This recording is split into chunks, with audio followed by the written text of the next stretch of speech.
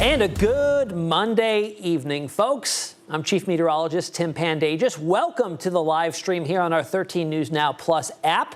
We are going to take a deep dive today into the forecast that does have a lot of snow in it as we get into Wednesday and Thursday. Odds have been increasing for days now of an impactful, significant major winter storm impacting all of Hampton Roads and a good chunk of the mid-Atlantic, especially the South Mid-Atlantic, as we get into that time frame as well. So we have declared Wednesday and Thursday as weather impact alerts. And what that means, that's a transition from our weather alert days that we used to do. This is focusing more on the impacts that this weather will bring us during that time. And we are going to get deep into that in just a little bit. But I do want to bring to light on my Facebook page, I've got a post up about this stream, and I'd love to answer any questions you have about our upcoming inclement weather.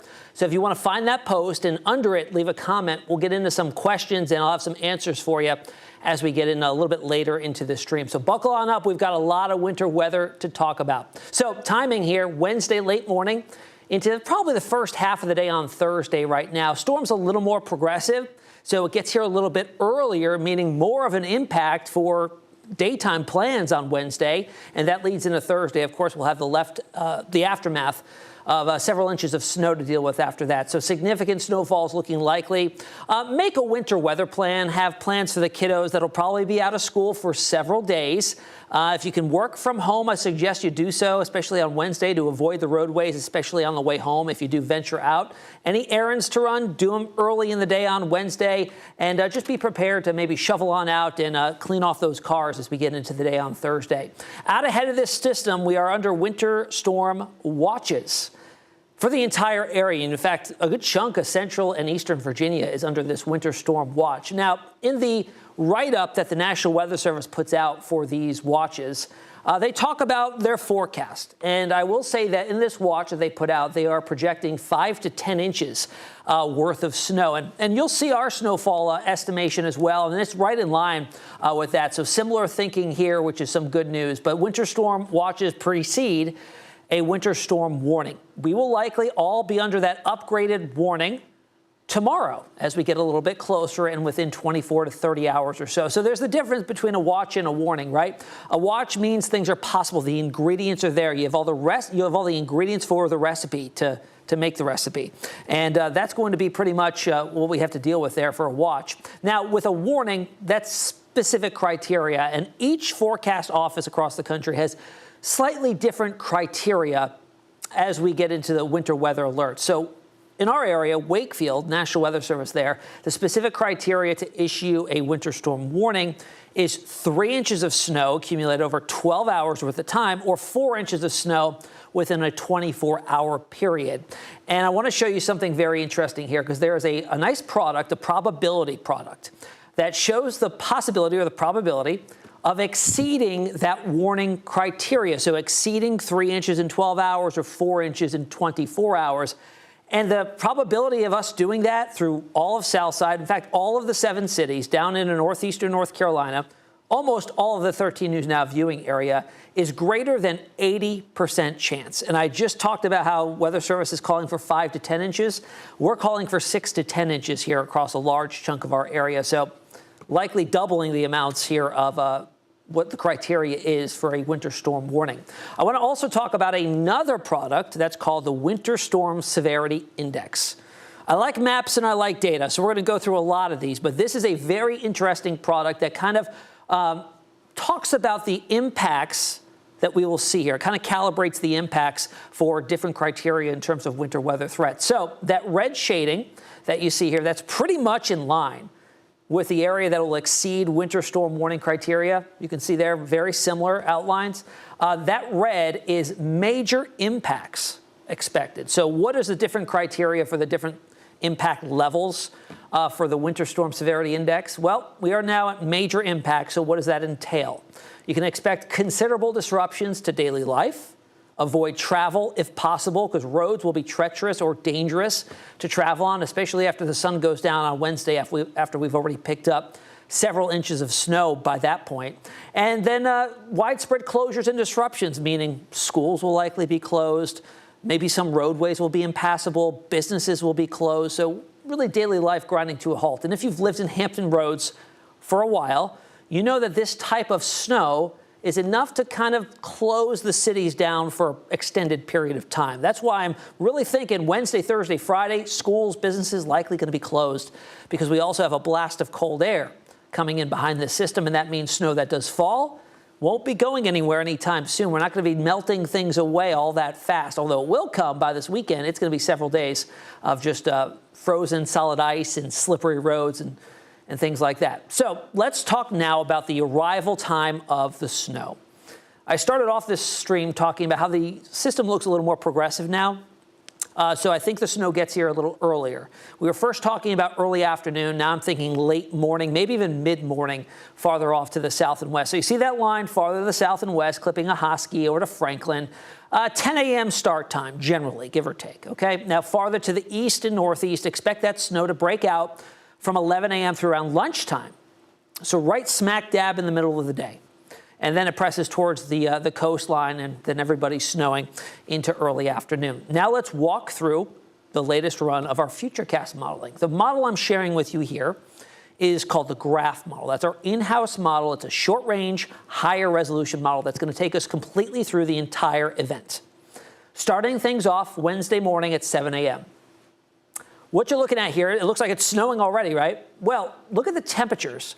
Low to mid 20s at that point. We've got a northerly wind.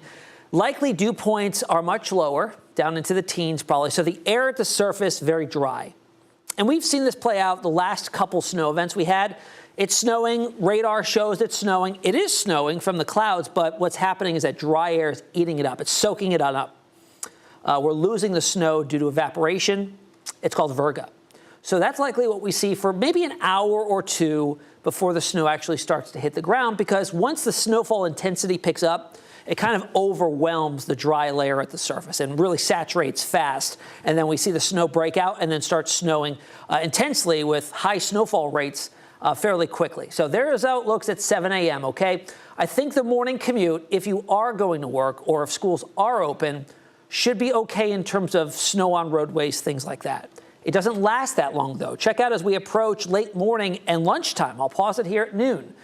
The entire area, according to this model, is showing light to moderate to even some patches of heavy snow. If you can look closely, there are different shades of blue, some darker blue in there out by Suffolk and down in Murfreesboro. Those are some batches of heavier snowfall or higher snowfall rates.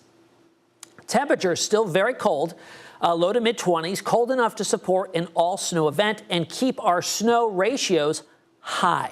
That means we're fluffy, light, powdery snow that piles up quickly, which is why our snow totals will likely increase as we get a little bit closer to the event. We started off conservatively around 6 to 10 inches.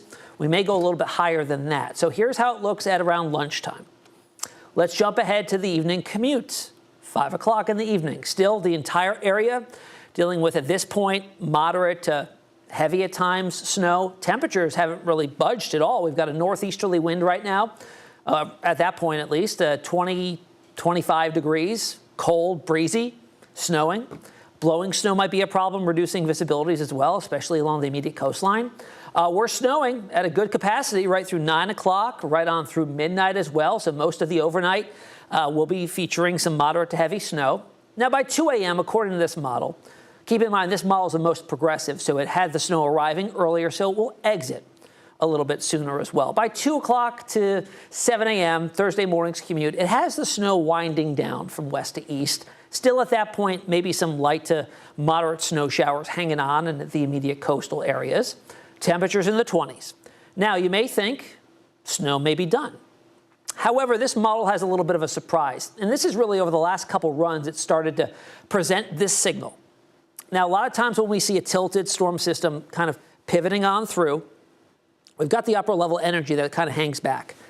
And this go around, the models do exhibit a possibility here that that upper level energy swings through, is overhead, and promotes the possibility of another period of light to moderate snow breaking back out late morning Thursday and right into, say, 1, 2 o'clock before it wraps up and pushes east. So this will present the risk for additional snowfall before things wrap up by Thursday evening. So pretty prolonged, long duration snow event here. If you're Team Snow, that's great. You get to enjoy it in the daylight hours. It's not just snowing in the overnight like we see so many times this time of year. So now let's walk through the different computer models and what their solutions are to the storm system as of the most recent run. So I just showed you the graph. This is the graph's snowfall output. Hefty amounts. Shows widespread area seeing a foot of snow. Is it a possibility? Sure it is, but it's not every model showing the same thing. Every model generally shows significant snow, but the amounts will vary.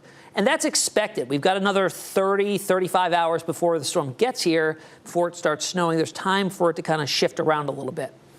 So here's the graph. I took this straight through noon on Thursday. So if we do see the additional snow, it could be even a little bit higher than that. Now let's look at the NAM.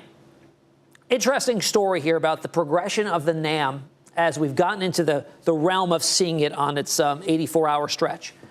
So that came into view like yesterday morning, I believe, the NAM. And it started out its first couple runs showing all of the heavy snow well to the north. It was an outlier while every other model was trending farther southeast.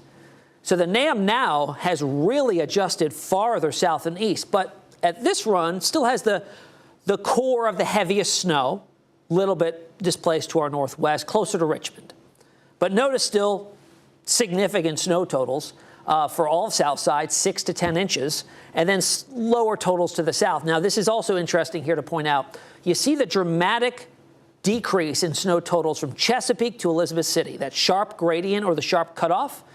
Well, that's likely the model taking into account the possibility of some mixing. So what happens in these scenarios, and if we get the storm system to really hit the coast and intensify, we see a southeast wind aloft begin to kick in. And that's what we call warm tongue. And that'll introduce temperatures in the mid-levels of the atmosphere to climb slightly above freezing, maybe just a degree. But it's enough to turn that snowflake falling from the cloud, hit that warm layer, melt it partially, and then refreeze into a sleet pellet. And we all know what that does to the snowfall accumulations. It compresses it, and we end up having half of what the snowfall forecast was in areas that see the sleet change over. So that's still a possibility. I will say it's a lower possibility here, just granted on how cold it will be and the flatter system that will likely be pivoting on through it may intensify a little too far to the east to bring us that warm tongue. We'll see, though. It may evolve, but that's what that model is likely showing. All right, here's a jump over to the Euro. The Euro was the first to kind of start the southeast trend. And really, once it started, it hasn't stopped. So you see where the heaviest snow totals have now shifted to the southeast. Still clips south side, still brings in the highest totals, jackpot totals, down and around the Albemarle Sound. 6, 8, 10 inches of snow possibly there, with lower totals, dramatically lower totals, the farther south, north and west you go. So is that right? I don't know. Look at the trends here with all the other models. We're seeing more of a shift, south and east, but staying over our area generally. So here's the latest run of the GFS that kind of echoes what's being seen on the graph. Not too far off what the NAM is showing. So right now, I'd say the Euro is considered an outlier unless we start to see all the other models begin to shift farther south and east as well. I will say once we get into the 48-hour time frame ahead of a storm starting, usually there is a tick back northwest. So if that were to occur, the Euro would correct, let's go back to the Euro, would correct back to the north and west. It's a possibility. Now, also, what I'm not able to show here, we just don't have the inputs into our graphic system. There are other short-range models that we kind of go and check out. And those are all showing significant snowfall totals here. So one model I'll bring up is called the Icon model. And it has been, I've been impressed with the consistency it's been showing. Really, since Saturday afternoon, it has showed jackpot snow totals over the same area. And that same area is all of Hampton Roads. So the Icon has really been relentless at showing that same solution run after run. So that consistency is worth something. And when you add that all into the other models that are showing similar solutions, confidence is growing for a significant accumulating snow event here in Hampton Roads. Certainly plowable, certainly shovelable. Is that even a word? Who knows? But there's the Euro. I want to go back to the GFS because this one, did in the last run, so this is the 18Z run. So these global models update 4 times a day, okay? So there runs the 0Z, 12Z, 18Z, and then 0Z again. So this is the 18Z run. This is the afternoon run. All the data gets ingested from the afternoon. We get the run. From the 12Z run, which was this morning's data, it did show an increase and a shift farther south and east, prompting these totals, which is pretty in line with the graph. Look at the similarities. Back to the graph. Almost identical numbers there. So showing a foot of snow potentially over Hampton Roads. So we take all of this into account. We consult all these different models. We diagnose the atmosphere, what's going on, and then we put out a prognosis. So this is what we think the snowfall totals will look like. I will say we went conservative right now. I think it's always easier to go lower and then adjust higher as we get closer and we get more high-resolution data coming on in, since the storm is now being sampled over land. So that 6 to 10, which encompasses almost all of Hampton Roads, could be adjusted upwards tomorrow morning. Craig will come in and look at the newest models coming in tomorrow morning and may see it necessary to up those totals to maybe 8 to 12. Maybe the 4 to 6 goes up 6 to 8. It'll really depend on how things are looking. And I will say it's just trending snowier and colder for us. So that may be a distinct possibility. Most of the area, yes, 6 to 10 inches here. There's another thought I was going to say, but it totally left my mind. But 6 to 10 inches here, and those high snow ratios are certainly going to make it possible to achieve that, and with some high snowfall rates too. All right, so these types of totals probably got you asking, what's the most snow? What's the top 5, snow events out in Hampton Roads? Well, we've got that for you. Since 1890, those records go all the way back to 1890, right? So you look at all the dates, the number 1 spot, 1892, 18.6 inches, okay? Now, these are snow events. This isn't just daily snows. This is like a snowstorm that may extend a day or two.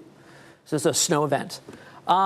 In recent memory, there's just one top 5 snow event. And if you remember Christmas, 2010, I wasn't here, but some of you may remember that. December 25th to 26th, 14.2 inches. Is it possible that we see at least top 10 snow? Yeah, I think it's a possibility. I wouldn't say it's outside of the realm of possibility at all. Certainly a possibility there. So record snow could be in the cards here if these models hold. Keep in mind, there's still time for things to shift, and that's the kind of caveat here. Things could shift around last minute. Models are better now, so it's not highly likely that happens, but it's a possibility, an outside chance that we see a last-minute shift. But for snow lovers, hopefully not. So that brings me to our forecast confidence, and we like to be completely transparent with you. We're looking at all the different models. I just share with you everything I'm looking at and talked about what I can't show, just what I've seen myself. So let's go through this. So how confident are we on the precip type? Typically here, we've been lucky. If this event turns out to be just all snow, that'd be 2 snow events in a row. That's rare here, because if you've lived here for a while, that warm tongue always rains on the parade, literally. It brings in the sleet, the freezing rain, and the rain, and cuts down on snow totals. So if this is an all-snow event, which confidence is increasing, I would say it's borderline medium to high confidence that we see this favoring mostly snow. I'd say the only thing would be to watch far southeast. I think it's a good bet that still Dare County, the Outer Banks, gets in on some mix. Just the ocean, the ocean's colder this time of the year. It's not freezing. So the warmer air is there, and we'll likely still see some rain out of it. So far southeast will be the exception. Now, snow totals. I shared with you our map, 6 to 10 inches, told you that we went conservative on it right now. We could certainly up it. Is there also the chance that we have to cut it a little bit? Yes, this far out, that can still change. But we're still moderately confident on those snow totals. And as I mentioned, they have been trending higher on all the recent model output. So everything's been going higher and higher. Storm timing. This has shifted earlier. And I shared that with you 10 a.m. through lunchtime or so. We'll see that snow breaking out from southwest to north and east. So confidence moderately high on all the different details of this upcoming storm. Something fun here. It's going to be a snow day. Let's have some fun with it, right? So snow day odds. All the kiddos, I remember back when I was younger and we had a snowstorm coming. I wouldn't be able, it would be like a kid on Christmas. I couldn't sleep. I'd be so excited, not only to watch the weather, because I was a super nerd, but to have the snow day and be outside and enjoy it. I think the odds, it's a good shot. You got a snow day Wednesday and Thursday, maybe even Friday too. As we know, roads don't get tended to, especially the side roads, intermediate roads, things like that. They're going to focus on the interstates, the main roads first, and that may take some time to clear on out. VDOT has been out there brining all the roads and pre-treating, but that's really only effective above 25 degrees, I believe we had in that story today. So temperatures could even be below that, and that would render that kind of useless. So we'll see, but I think your snow day odds are quite high, the entire area. I think the entire area will deal with the wintry weather. So that's a fun little graphic I'd like to share with you. But from now until Wednesday, mid to late morning, if you want to make any plans, if you want to make a trip to the store and maybe gather the ingredients to make some chili, there you go. You got tonight, you got tomorrow. Tonight will be cold, down to 32. We're up to 39 tomorrow, so well below average. By the way, average is 54 this time of the year. We will be nowhere near that as we go into the day tomorrow, and even colder Wednesday and Thursday, as you saw. So 39, unseasonably cold, and we're partly cloudy. Now, after the snow departs, Thursday afternoon, evening, we're going to see cold weather for a while. High temperatures in the 30s through Friday, starting to warm a bit come the weekend. We'll get up into the 40s. We'll be above freezing. And this time of the year, sun angle is higher. So even if it's cold but sunny out, it'll still start to melt some of the snow out there. And then you're going to have to deal with the refreezing because lows are going to be in the 20s. Also, these are highly dependent on how much snow we see.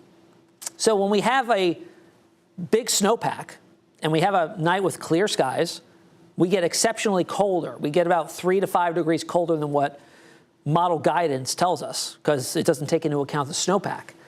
So that could be, we could bring these totals even farther down if we do end up getting a foot of snow in some areas. We finally do warm by next week, though, so we'll melt away the snow next week as temperatures climb in the 50s. And I actually do have some rain in the forecast as well. So what I'm going to do here is I'm going to go back here to our snowfall map, and I'm going to go and check my post and see if you guys have any questions, and we'll go through all of that. Let's see, oh, I got 26 comments. Okay. All right. Janice Smith wants to know, how certain are we of when exactly the storm will hit? To be more direct, what are the chances this thing will hold off until later Wednesday afternoon so they don't cancel school on Wednesday? Well, Jana, I think it's going to depend. We could lose accumulating snows for a couple hours if the air is a little more drier than what's expected. That would mean more hours of virga, not reaching the ground, so not accumulating. However, with the trend being earlier and earlier, the likelihood of us losing all of that snow accumulation to virga for several hours, pushing us to the later part of the day, allowing to get a full school day in, I think is unlikely at this point. I think that for the safe option, and even an early dismissal probably isn't a safe option. I think a cancellation would be a better option because early dismissal would just put buses out on the roads, high schoolers driving home when the snow is breaking on out and already accumulation's happening. So that being said, I think school would be on the safer side canceled on Wednesday. I'm not a school administrator. They make their own decisions. I'm just here giving the information. But I think that would be a safer bet. Let's see. Cheryl McLaughlin wants to know, is it going to be as bad as the Christmas storm of 2010, which was one of the top 5 storms we talked about? December 25th and 26th, 14.2 inches. I will say, Cheryl, that some of the models are going that high. And if we do achieve extremely high snow ratios, like 15 to 1, and what I mean by snow ratios, in a typical environmental setup, we take 1 inch of liquid, and that usually equates to 10 inches of snow. When you've got dry, cold air, those snow ratios go up. So we can get that 1 inch of liquid that can actually turn into 15 inches of snow, or sometimes even higher. So if we achieve higher snow ratios, could we see 14.2 inches? I'm not going to completely rule it out. I think it's a possibility, low to moderate end possibility, but it's not completely off the table. So it could be. We'll see. What time, Cindy and Scott Bruman want to know what time will the heaviest snowfall rate be? I think late afternoon, overnight Wednesday into early Thursday morning. I think the heaviest snowfall rates. Now, if the storm system intensifies quicker, the snowfall rates will increase quicker too. So it could be mid-afternoon through the overnight on Wednesday. So snowfall rates will be high for a large portion of this snow event. Terry Anderson Harrison wants to know, what is it looking like for Gloucester? I know snow, but about how much? So back over to our snowfall map. Gloucester area, you're looking at 4 to 6. You'll probably be on the higher end, closer to 6 inches out in Gloucester. Again, this can shift around, and we may shift the core of the jackpot totals farther north, depending on how things evolve here. But you will see significant snow in Gloucester and Matthews in the Middle Peninsula for this storm. Josh wants to know, could you do a side-by-side comparison to the storm and the weather pattern that produced the circus blizzard? I don't have that. I can't do that right this second, Josh, but that's a good comparison to do. Shelley Hardesty Camp, what is the timing for Virginia Beach on Wednesday? Do you think school will be early dismissal or no school?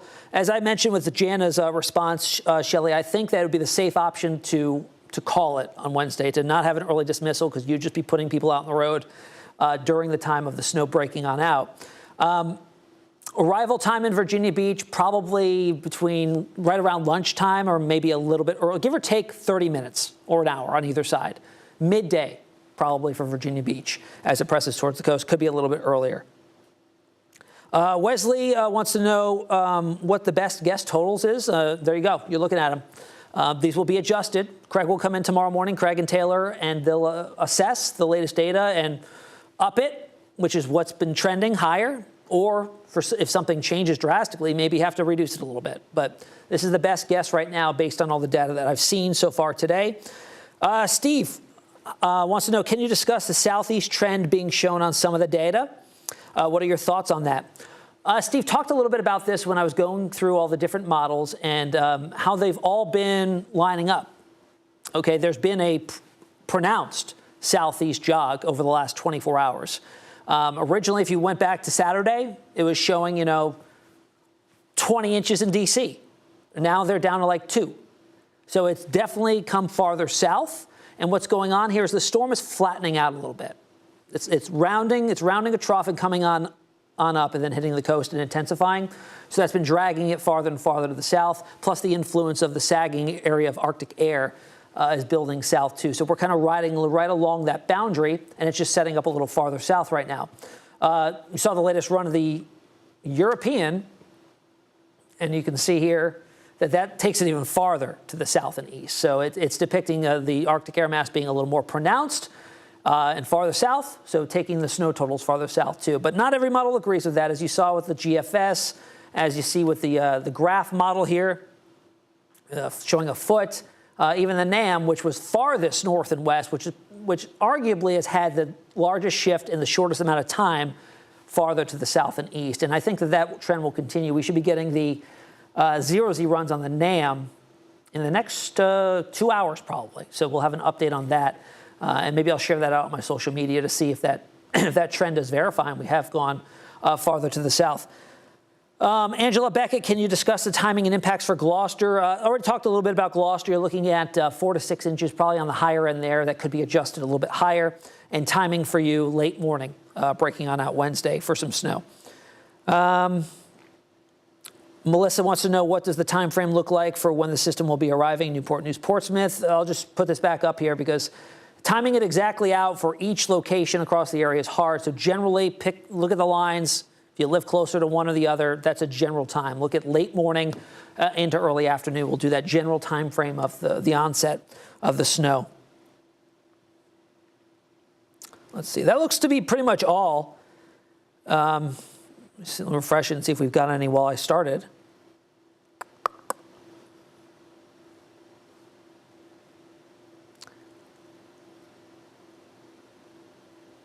All right, all just the same questions that I've already addressed with timing. So check out the map there with timing. That's pretty much it, folks. So we've got the winter storm watch. I'll wrap things up here. Winter storm watch that will be likely upgraded tomorrow to a winter storm warning. And if you weren't watching earlier, the warning is when they upgrade it to a warning, it's for a specific forecast criteria to be met. And that is 3 inches in 12 hours or 4 inches in 24. So we will likely well exceed that. I mean, here's the probability of exceeding that criteria. I mean, north of 80%. So we're forecasting those totals to get up to 6 to 10 inches. I'll leave you with this map here. There we go. 6 to 10 inches across a large chunk of Hampton Roads and northeastern North Carolina. So folks, stay informed. There's no need to get, all scared of this or anything like that. Run out to the stores and stock up on bread and milk and all that sort of thing. This is going to be a fun event. If you don't have to be out in it, I suggest you don't. I know there's always going to be those folks, those first responders, things like that need to be out. I just wish you to be safe. This will be an impactful event for all of Hampton Roads, so I hope you can get out and enjoy it. I hope the kids enjoy the snow days and enjoy some sledding, because this will be some nice deep snow for that. But that's the very latest, folks. We're going to be on air on the TV side of things coming up on 13 News Now at 11. Until then, I hope you enjoy your night, and we'll talk again tomorrow.